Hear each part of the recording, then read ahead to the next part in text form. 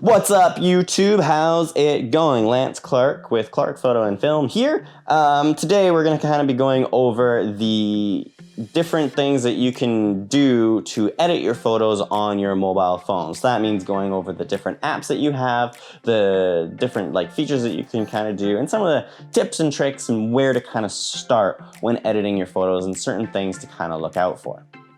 So the first thing that we're going to kind of get into, like I said, is the apps and different programs that you can use for editing your photos. Now, one of the biggest ones and one of my favorite ones is Lightroom. Lightroom, like Adobe Lightroom for mobile. Now, I have the Adobe suite for photo, video, everything, sound, graphics, every kind of possible thing that you can think of. I have that suite.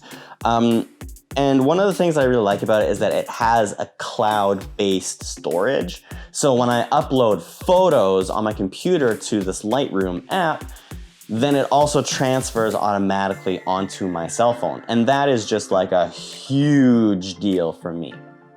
Being able to upload the highest quality that I can through my camera onto my computer, and then being able to edit those photos remotely on my cell phone or on my iPad are just like a huge thing for me, because then I can kind of do stuff either at a coffee shop or on the road traveling, or if I forget my computer for some reason, I can make edits and stuff like that just on my phone wherever I am, which is so helpful. And it's just like one of the biggest things that I use in my workflow. Now, if you're not really down to pay for the Adobe stuff and to get all that, and you just want to do more casual things, there is a free version of Lightroom. It is on your mobile phone or your iPad, whatever it is. You can get this free version, and when you use the free version, I think some of the features are a little bit more limited, like the cloud-based storage and stuff like that. I don't think you can use on the free version,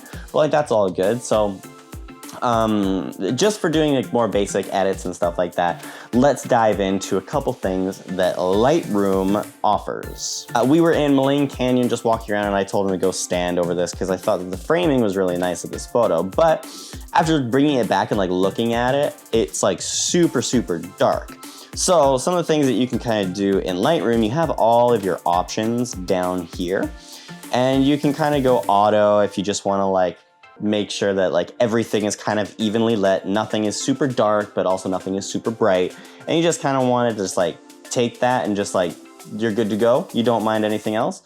If you want to have a little bit more control over things, you can go into the different panels and stuff like that. I start with the light option, and I will adjust the highlights, make sure that the sky and stuff like that isn't too dark, lift the shadows maybe, and adjust the whites, make sure that they're white or dark, or make sure the blacks are actually black and they're not this weird faded kind of look, unless that's what you're going for. Contrast, obviously you can go up and down. It's just different effects basically to your photos. Now, one of the biggest things that I really like about Lightroom, and this is in other apps too, just I've found it the best in this one, is this panel, is the color panel. Now, this is your white balance and stuff like that, and you can change your vibrance, make it black and white or whatever you may do. But this is actually what I use probably the most. This is your HSL, hue, saturation, and luminance panel. So this basically allows you to control all the different colors in your photos. Now, this one isn't the best example because honestly there isn't a lot of color in this photo. There's a little bit of green in the tree, so if I try to make this brighter, different colors, you can kind of see I can change the look of them there. So there they're more yellow, here they're more blue, and I can kind of adjust that or make them brighter or darker or whatever. So this isn't maybe the best example of this, but you kind of get the idea. You can change all of these different colors. Now, why would you want to change the colors? Well, for example, let's say you take a picture of someone and their skin color looks very pale. It looks really flushed out. You can actually go into this, and if you go to the orange, the yellows, and the reds, you can actually bring the warmth back to their skin tone. So that's probably one of the biggest things that I use for it. Another thing and I'm not sure if this is in the free version, I'm not 100% sure, but it's this. This is the selective editing, and you can do something called a color, like a gradient here. So this is my gradient, so I can start at the bottom and kind of go up. So if I wanted to lighten all of this part, I can go in and then like make it all brighter. But you can see that it just like stops the bottom, so I won't be affecting like the sky portion of it. Or I can do it the other way around. That gradient filter, I use it a lot, mainly for skies usually. So I want to like darken the sky, but I don't want to darken the rest of the image. So I'll put that gradient filter on the sky and then like have it just like trickle down. So then when I adjust it, I make the sky nice and dark, but then the landscape still stays nice and bright, or whatever your subject is. So that's Lightroom in a nutshell, really. The other app that you can use, which also has like a paid feature, all apps have paid features now, is this one, VSCO or Visco. Now, going into this one, so I have a photo in here already of this little guy. So this is the original photo. Now, one of the really nice things about this app is there is a ton of different filters or presets that you can throw on your images. So you can have like so many different feels or tones that you can have, and they all do something a little bit different. Now, I encourage you not to just throw a filter on and just call it quits. Always go in a little bit deeper and edit your photos just a little bit more. So if I choose a filter, let's say I want to go with, let's go with this one. So I want to go with this one, but I feel like it might be just like a little bit too dark. Then I can click into the filter. I can actually adjust the amount that the filter is applied, and that's a really nice thing because sometimes the filters are way too overpowering. So I'm going to put it about there. And now I'll go into the actual editing, and I can do very similar things that I can do in Lightroom with controlling all the different features. Obviously not as good as Lightroom because it is not a professional quality type program. It is a little bit more for the consumer, and that's all good. But one of the things that I found with this particular app is that it maintains quality. So it has like a cloud-based kind of storage. So you like upload your photo and then you edit that upload, and it all keeps it in the cloud. So that's a really nice feature that you can have with this, is that it like has that cloud storage, so you're not just like taking up a ton of room on your phone's storage. But anyways, the other thing that I want to kind of talk about, so that's another app, more of a free app. There is a paid version of this. It's about $20 or something like that every month, and you get just more things that you can use with it. So up to you on what you want to do. Okay, so those are a couple of apps that you can kind of play around with and see different features of photos. Now, if you're like, well, why do I even need to edit photos? So let's say, just for example, you have a really dark photo. You've taken a photo, it looks like this, and you're just like, man, like that's just too dark. Like I can't quite see my little dear friend like super well, so I just want to make it a little bit brighter. That's all you got to do. You just make that photo brighter. That's all really you have to look for when doing these edits. If you're not wanting to do super extreme things, if you're not wanting to try and delve more into the world of like professional photo editing, you can just do nice and simple and just increase the brightness of your photo so that you can see everything better. That's all you got to do. Okay?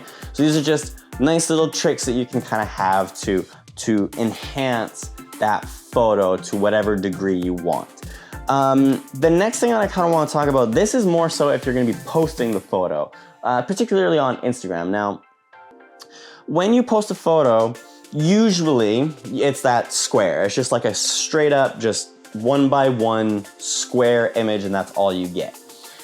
If you take like that landscape photo and that square kind of orientation doesn't quite work for you, then what you can do is you can actually go to 4.5. So what this 4:5 ratio does is it allows you just to see more of the image, and when you post on Instagram, it'll be really big and you'll take up the most real estate that you can. Now, what I mean by taking up the most real estate that you can. So if I go into my photos, I can just scroll through my timeline. So this picture right here, this is a 4:5 ratio. That's what this is. You see how tall this image is? That's what this is. This is a 4:5 cropping.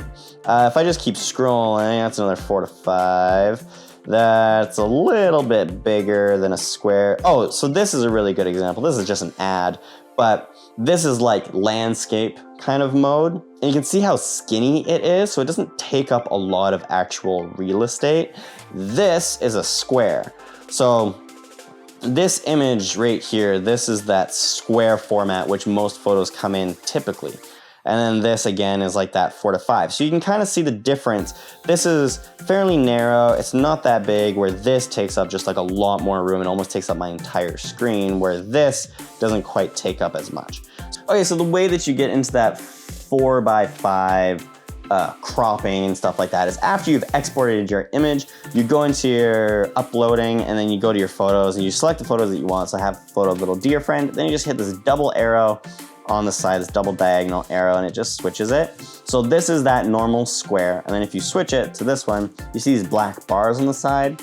That's 4:5, and don't worry, those black bars go away if you just hit next and then you go into it. That's the full size of my image. So typically it'll be a lot smaller than that if you're doing the 1:1, that's the square cropping.